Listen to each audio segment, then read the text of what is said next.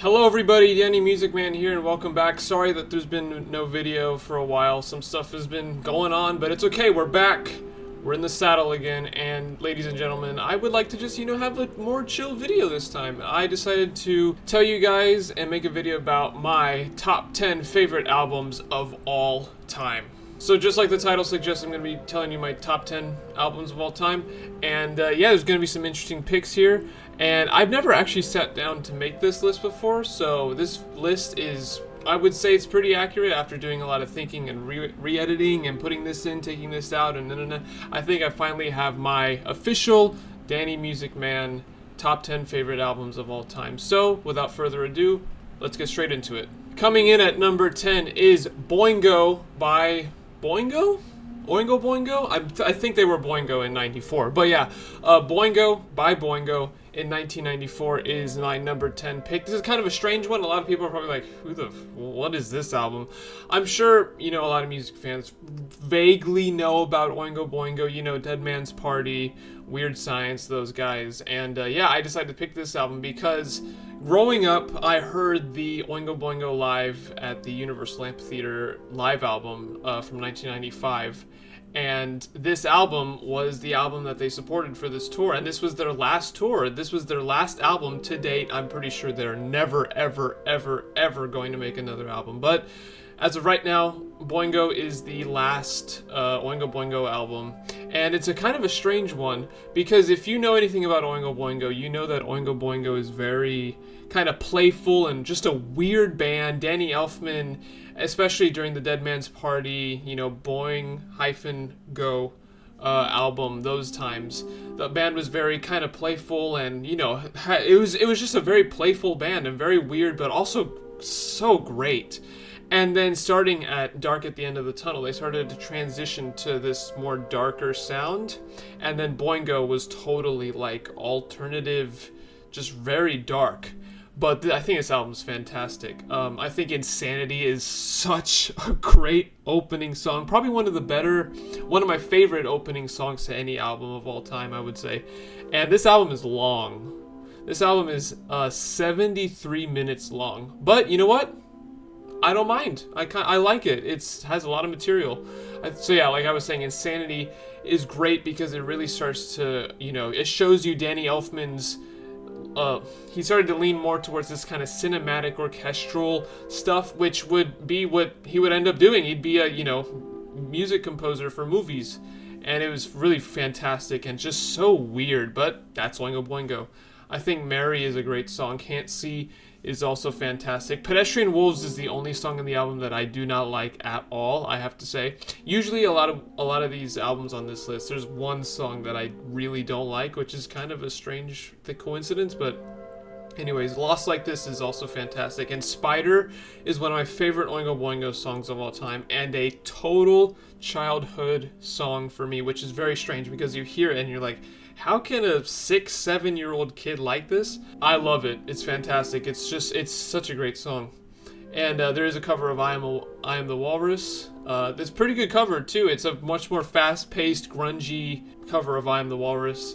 And Change is this 15-minute long progressive song that goes through so many different tempo changes and key changes and textures and all that kind of stuff. So really great album.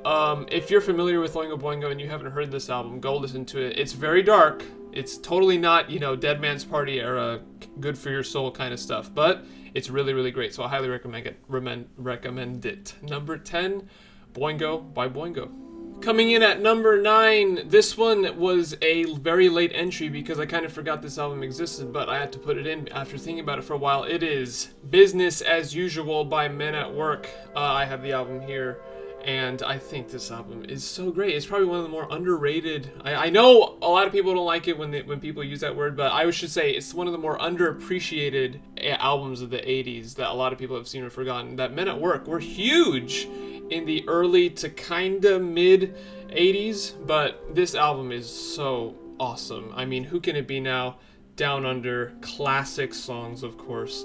And songs like I Can See It in Your Eyes, Be Good Johnny, Touching the Untouchables, Down by the Sea, Catch a Star. I mean, come on, this album is fantastic, and it's also probably one of my favorite album covers because, well, it's yellow, and I love the kind of the artwork of it. But yeah, you gotta listen to this. It's kind of this, I don't know if it's alternative, but there's a lot of different genres kind of creeping into each song. Like, for example, Catch a Star is totally kind of reggae, and Down by the Sea is this very kind of slow moving thing, and it's fantastic. So and Touching the Untouchable is one of the most unique songs I've ever heard. It's such a weird structure and weird chords and just weird melodies, and just, it's, go listen to this. If you've heard Down Under and Who Can It Be Now, listen to this whole album. It's fantastic. So there's my number 9, Business as Usual by Men at Work.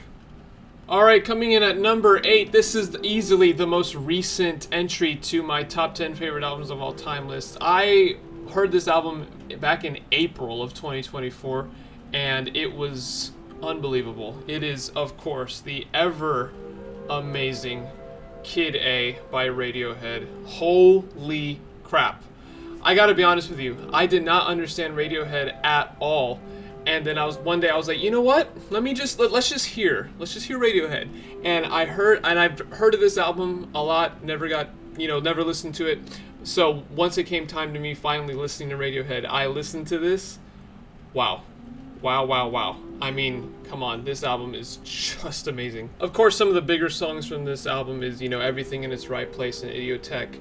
And this is a real masterclass, I think, in electronic songwriting, because Radiohead, of course, before this made OK Computer, and that's one of the greatest albums of all time, and that's very different than this album. And they made a conscious decision to stray away from the OK Computer kind of sound, and they went more electronic and ambient and atmospheric. And man, they absolutely killed it. Critics didn't like it because it was a departure and they called it career suicide, but this album has aged so well. And even in 2024, this album sounds like it would come out in 2044.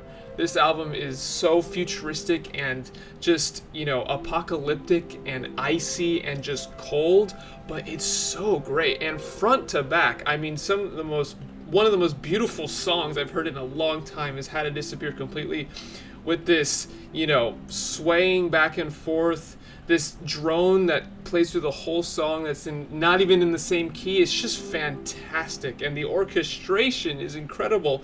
Optimistic is this great thumping song. Idiotech, of course, is this very fast-paced electronic song that's really good, and Motion Picture Soundtrack is just, it just sends you floating. So if you don't get Radiohead, you should probably not listen to this as your first album like I did. This was totally a weird thing that I love this, and this was my first Radiohead album, but you should listen to this once you get deep enough into the Radiohead discography, and I think this is it's just so great. So, most recent entry, number 8, Kid A by Radiohead. Number 7 on the list is, of course, Viva La Vida and Death and All His Friends.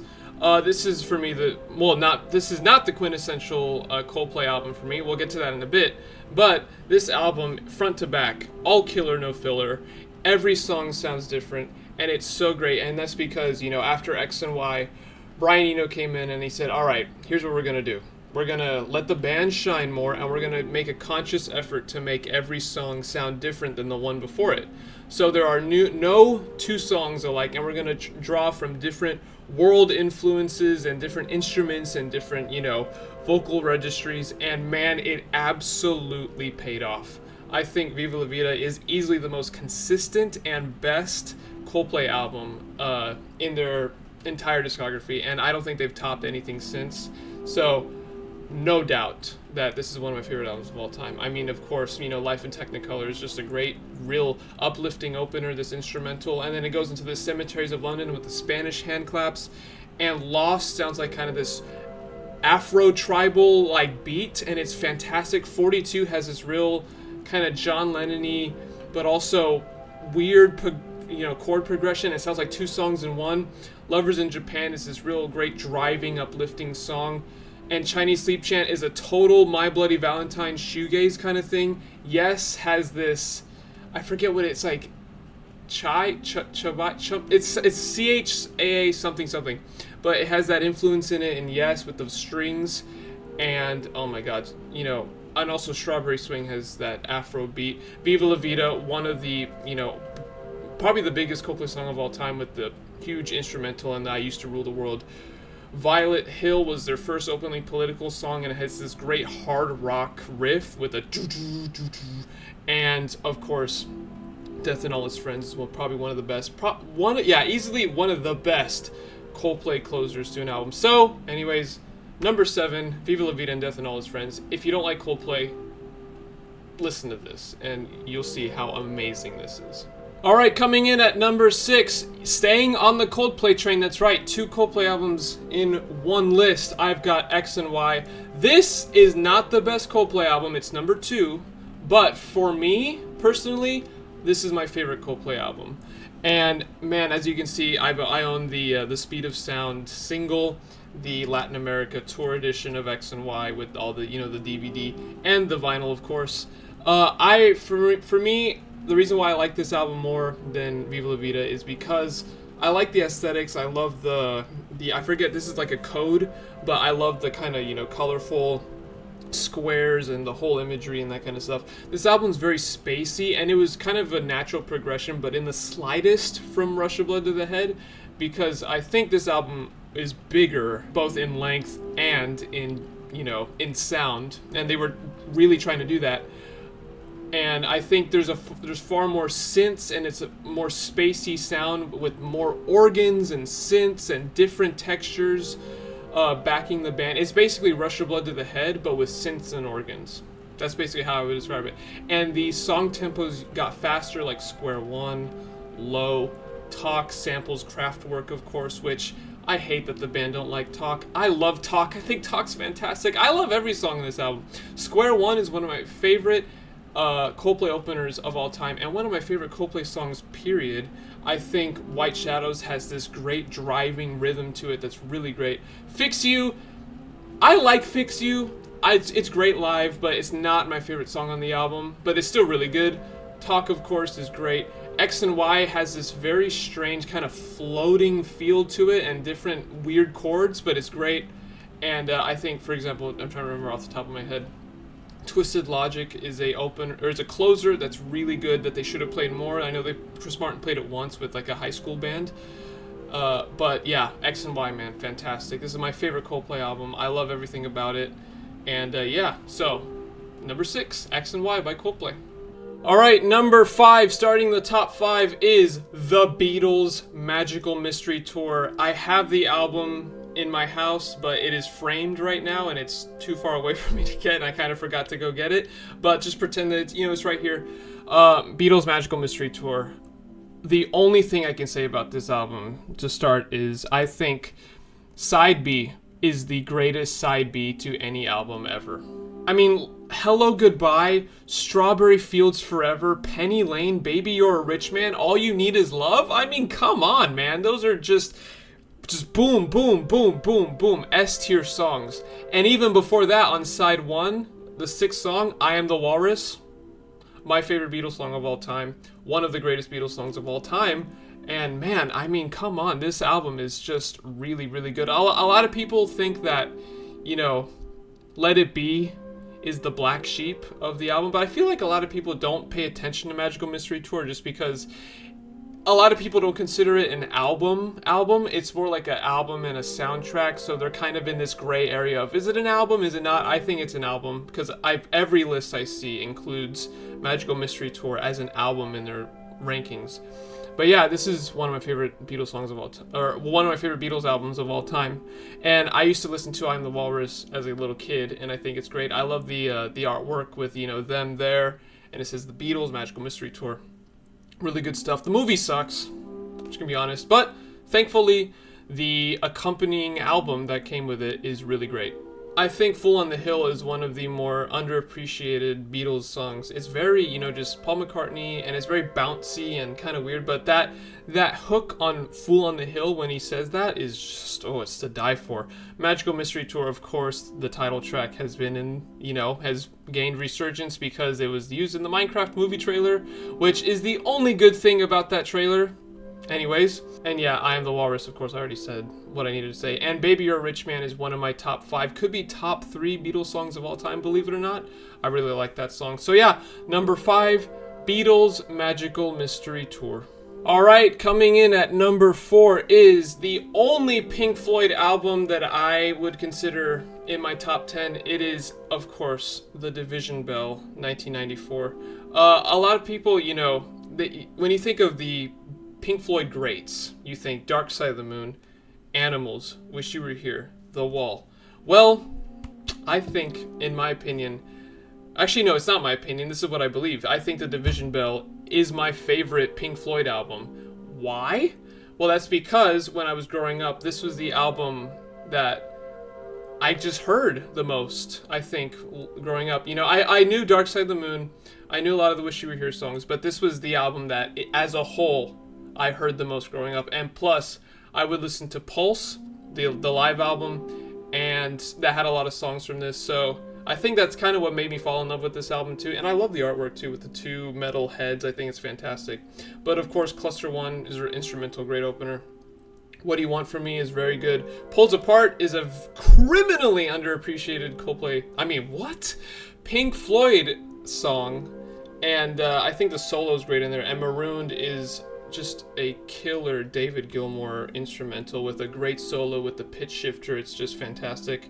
The only song that I'm kind of iffy on is Wearing the Inside Out, and that's because it's a Richard Wright song. And I'm sorry, I know the opinion is probably like, this is a great album, but Wearing the Inside Out is kind of and I know it's a popular opinion, but I just gotta be honest, I don't really like it that much. That's the only weak spot in the album, and it's a shame because that's literally the middle of the album, but it's alright, we can get away with one. Take It Back has some great guitar delay on it too. Coming Back to Life is just gorgeous, and David Gilmour's solos in the beginning and the end are really, really great. And Keep Talking has a very great beat to it, with the Stephen Hawking intro, and the talk box that he uses for the solo at the end is also great. This is basically like the David Gilmour solo guitar album. It's awesome. And High Hopes is probably the one song that survived from this album as far as being in the public's consciousness. Like, oh yeah, High Hopes is great. So yeah, really great album. My favorite Pink Floyd album, and my number 4 spot. Alright, finally going into the top 3. At number 3 we have my favorite Beatles album of all time. That's right, this is their second album on this list, is Let It Be by the Beatles. This was the album that made me fall in love with the Beatles. I'm just going to be honest with you. Back when I was a kid, I kind of heard things, just kind of picked from each Beatles album in their discography, but this was the first album that I really heard in full, and I was like, wow, these guys are great. I gotta listen to all of it. And of course, it made me fall in love with the Beatles, as you can see, Paul McCartney's shrine. There just has to be one in my room because Paul McCartney's the king. But Beatles Let It Be, I think is just great. I think songs like Across the Universe, Two of Us, are very acoustic. This whole album is very raw, and that was kind of the whole point, that if you watch the Get Back and Let It Be sessions, that they made a conscious decision to just be a band again, no effects, no crazy stuff like Sgt. Pepper's or Magical Mystery Tour or any of that kind of stuff. They really wanted to strip back the sound and play as a band, and this really shows it too, because a lot of these songs are just live performances of those songs. And there's some stuff on here I don't like Maggie May and Dig It. We don't need those. I honestly think Let It Be Naked is a better track sequencing because it has Don't Let Me Down also. But I think this whole album is just great because of how acoustic and raw it is.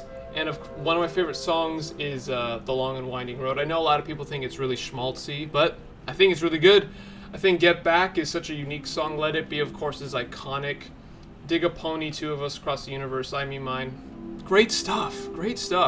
And it's a shame that this was the last Beatles release, but what a way to go out. And I know technically that this was before Abbey Road, but for the sake of what we're talking about here as far as release times, this album was the last Beatles album. So, number 3, Let It Be by the Beatles. Number 2 is easily, this was one of the first entries that I put in. I knew this was going to be the number 2 album.